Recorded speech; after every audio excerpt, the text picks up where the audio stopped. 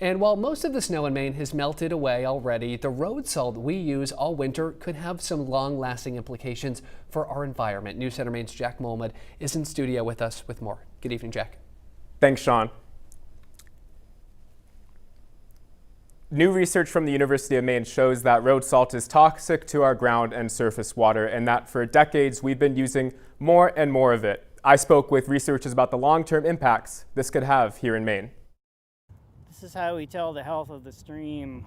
Beneath the hustle and bustle of the Maine Mall's shops and roadways lays an ecosystem connected directly to the Atlantic. It's one of the most urbanized areas in Maine. But that leads to trash and chemicals that end up in Maine streams from our roads. The interchange between 95 and 295, a lot of salt being used there. Some experts believe what's hurting the Long Creek watershed the most is the salt we pour on our roads during winter.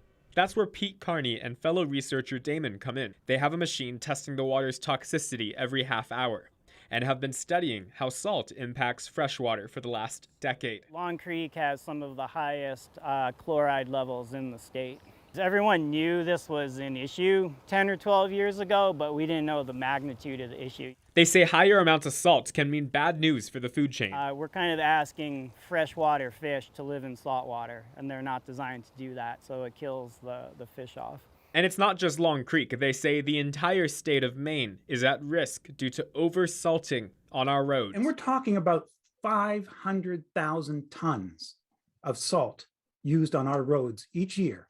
Jonathan Rubin is the lead researcher in a University of Maine study looking at the long-term impacts of salt on roads. And I think we can use less salt and less money if we do it a bit smarter. And that requires us, you and me, to change our behavior. Experts say the easiest solution is to just use less salt, but researchers say that continued use can have many of Maine's waterways end up like Long Creek. What's happening today in Long Creek, you're going to start to see in other water bodies in Maine as areas become more urbanized.